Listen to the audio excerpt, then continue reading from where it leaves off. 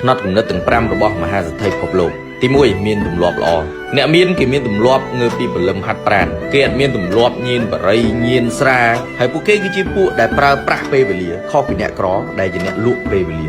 ទី2អ្នកមានអត់មានលេះពួកអ្នកមានច្រើនតែអាលាក់ស៊ីជាមួយនឹងពាក្យថាមិនអាចចាំស្អែកគិតអត់ធ្វើហើយពួកគេអត់និយាយដាច់ខាតនៅពាក្យថាវាមិនអាចធ្វើបាន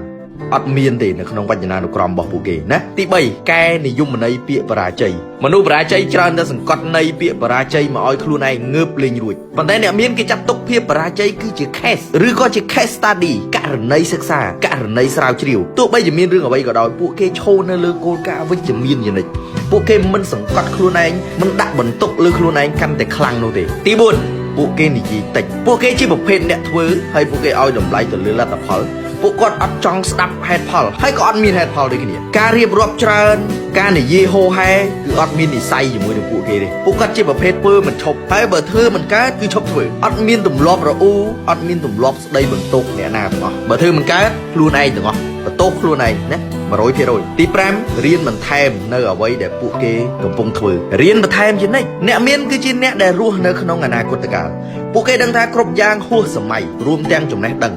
មិនថាពួកគេមានជំនាញអ្វីខ្លាំងប៉ុណ្ណានោះទេពួកគេតែងតែរៀនតែងតែសំលៀងវាជាប្រចាំដូច Bill Gates គាត់គឺជាអ្នកមានជាងគេនៅលើពិភពលោកអញ្ចឹងសួរថាអ្នកណាមានជាងគាត់ទៀតប៉ុន្តែគាត់នៅតែអានសភៅ